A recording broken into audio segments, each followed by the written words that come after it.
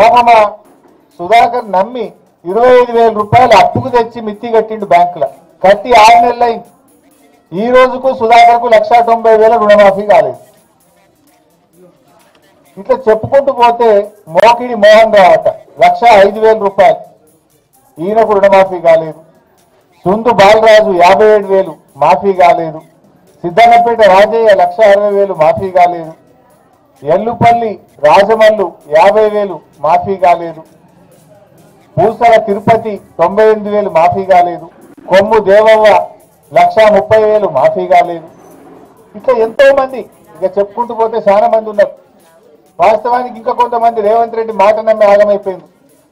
ఈ గాలిచెర్లపల్లి గ్రామంలో సత్తయ్య అనే రైతు, ఆయనకు 2 లక్షల మీద అప్పు ఉన్నది. ఉంటే 68,000 బ్యాంక్ రిసిప్ట్ 68,500 రూపాయలు నువ్వు మీద 2 లక్షల మీద ఉన్నది నువ్వు కడితే తెల్లారే పైసలు వేస్తాను రేవంత్ రెడ్డి చెప్పిండు. ముఖ్యమంత్రి కదా అని నమ్మిండు. ముఖ్యమంత్రి అబద్ధాలు ఆడతాడు అనుకుంటారు ఎవడన్నా. కృషిలో వెనకడ గవర్నమెంట్ రా అన్నాడంటే ప్రతిపక్షంలో ఉన్నాడంటే ఏదో అధికారం కోసం మాట్లాడినామన్న ఓ లెక్క. కానీ ఇలా కృషిలో కూర్చొని కూడా అబద్ధాలు ఆడతారా? రేవంత్ రెడ్డి మాటలు నమ్మి పాపం ఈ సత్తయ్య 68,500 3 రూపాయల మిత్తికి తెచ్చి కట్టింది. 3 రూపాయల మిత్తికి తెచ్చి కడితే ఈ 68,500 మిత్తి పడుతుంది. ఈ 2 లక్షలు ఇవాళకి కూడా మాఫీ కాలే. ఈ సత్తయ్య ఇలా గ్రామ సభలో దరఖాస్తు ఇచ్చింది.